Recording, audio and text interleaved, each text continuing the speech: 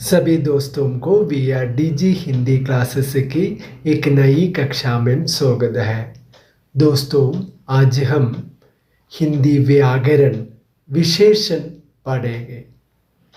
विशेषण क्या है, विशेषण के भेद और उदाहरण, इन सभी हम आज की कक्षा में पढ़ेंगे। सभी दोस्त वीडियो स्किप ना करके देखें और समझें। आज का विषय है വിശേഷൻ. എല്ലാ കൂട്ടുകാർക്കും DG ഹിന്ദി ക്ലാസ്സസിലെ പുതിയൊരു ക്ലാസ്സിലേക്ക് സ്വാഗതം. കൂട്ടുകാരെ, ഇന്ന് നമ്മൾ പഠിക്കാൻ പോകുന്നത് ഹിന്ദി ഗ്രാമറാണ്. ഗ്രാമറിലെ വിശേഷണമാണ് നമ്മൾ ഇന്ന് പഠിക്കാൻ പോകുന്നത്. എന്താണ് വിശേഷൻ, വിശേഷണത്തിൻ്റെ ഭേദങ്ങൾ ഏതൊക്കെയാണ്, അതിൻ്റെ ഉദാഹരണങ്ങൾ, അത് നമ്മൾ ഇന്ന് വളരെ സിമ്പിളായിട്ട് പഠിക്കാൻ പോവുകയാണ്. അപ്പോൾ എല്ലാ കൂട്ടുകാരും വീഡിയോ തുടക്കം മുതൽ അവസാനം വരെ കാണുക. അപ്പോൾ നിങ്ങൾക്ക് വിശേഷണം എന്താണെന്നും വിശേഷൻ്റെ ഉദാഹരണങ്ങളും മനസ്സിലാകുന്നതാണ്. 9, 10, +1, +2 ക്ലാസ്സുകളിൽ ഈ വിശേഷൻ പരീക്ഷകൾക്ക് ചോദിക്കാറുണ്ട്. അപ്പോൾ വിശേഷൻ എന്താണെന്ന് നമുക്ക് ആദ്യം മനസ്സിലാക്കാം. വിശേഷണം, മലയാളത്തിൽ വിശേഷണം എന്ന് പറയും. എന്താണ് വിശേഷണം, നമുക്ക് ആദ്യം അത് മനസ്സിലാക്കാം. അതിൻ്റെ ഡെഫിനിഷനാണ് പറയാൻ പോകുന്നത്. പരിഭാഷ ശ്രദ്ധിക്കൂ. जो शब्द संज्ञा या सर्वनाम की विशेषता, गुण, दोष, संज्ञा, परिणाम, रंग, आकार, दशा आदि बताए उसे विशेषण कहते हैं. जो शब्द ഏത് വാക്കാണോ, സംജ്ഞ യാ സർവനാം. എന്താണ് സംജ്ഞ? സംജ്ഞ എന്നത് നൗൺ. ഏതെങ്കിലും വ്യക്തിയുടെയോ വസ്തുവിൻ്റെയോ പേരായ ശബ്ദത്തിനെയാണ് നമ്മൾ സംജ്ഞ എന്ന് പറയുന്നത്, അല്ലേ? യാ സർവനാം. എന്താണ് സർവനാം? സംജ്ഞയ്ക്ക് പകരം, അതായത് നൗണിന് പകരം നമ്മൾ ഉപയോഗിക്കുന്ന വാക്കാണ് സർവനാം, പ്രൊനൗൺ എന്ന് പറയും ഇംഗ്ലീഷിൽ. അപ്പം മനസ്സിലായല്ലോ. ജോ ശബ്ദ് സംജ്ഞ യാ സർവനാം കി വിശേഷത. ഏത് വാക്കാണോ സംജ്ഞയുടെയോ സർവനാമത്തിൻ്റെയോ വിശേഷത പറയുന്നത്, അതിൻ്റെ ഗുണം, ദോഷം, സംഖ്യ, അളവ്, നിറം, രൂപം, അതിൻ്റെ ദശ, ഇതൊക്കെ പറയുന്നത്, അതിനെയാണ് വിശേഷണം എന്ന് പറയുന്നത്.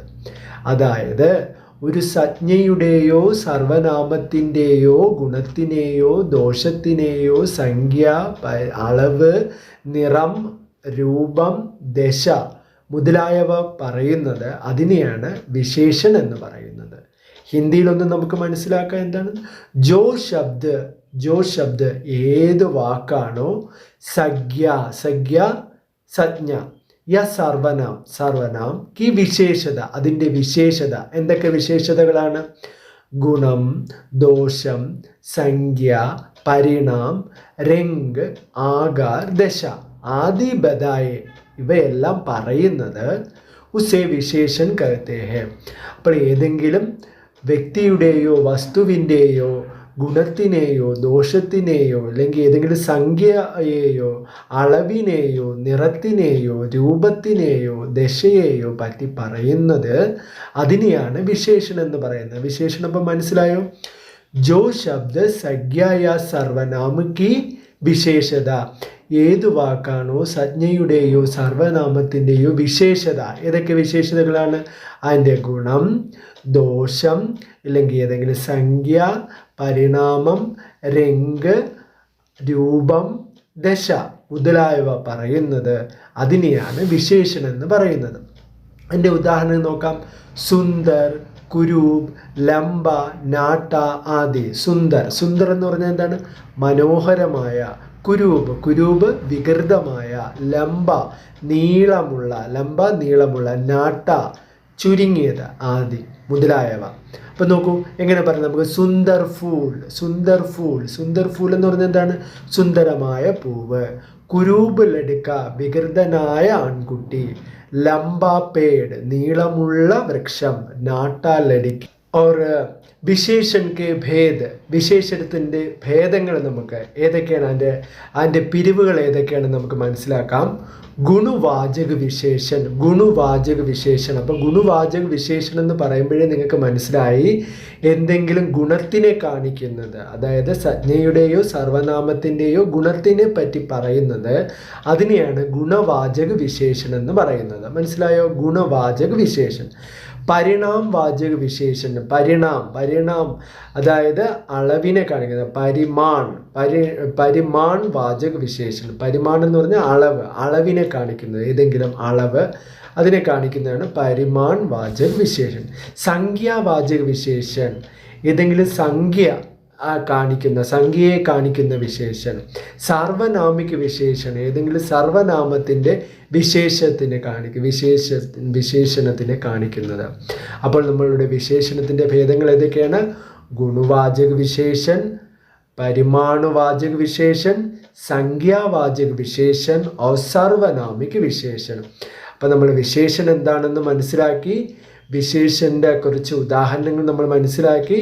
ഇപ്പോൾ നമ്മൾ വിശേഷണത്തിൻ്റെ ഭേദങ്ങളാണ് മനസ്സിലാക്കുന്നത്. ഏതൊക്കെയാണ് വിശേഷൻ്റെ ഭേദങ്ങൾ?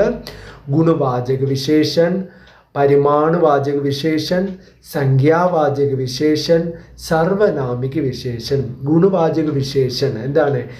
ഏതെങ്കിലും ഗുണത്തിനെ കാണിക്കുന്ന, അതായത് നമ്മുടെ സംജ്ഞയുടെയോ സർവനാമത്തിൻ്റെയോ ഏതെങ്കിലും ഗുണത്തിനെ പറ്റി കാണിക്കുന്നതിനെയാണ് ഗുണവാചക വിശേഷൻ എന്ന് പറയുന്നത്.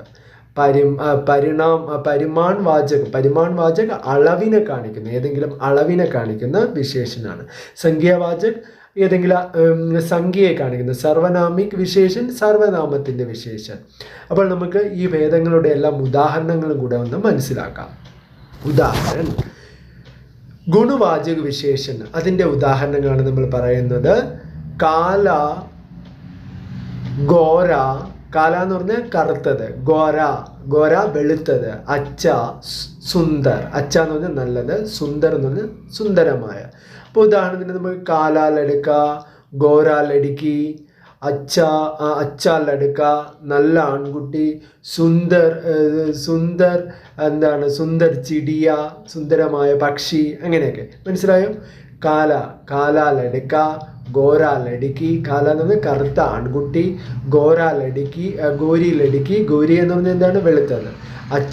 അച്ച ലടുക്ക നല്ല ആൺകുട്ടി, സുന്ദർ എന്താണ്, ഫൂലെന്നോ,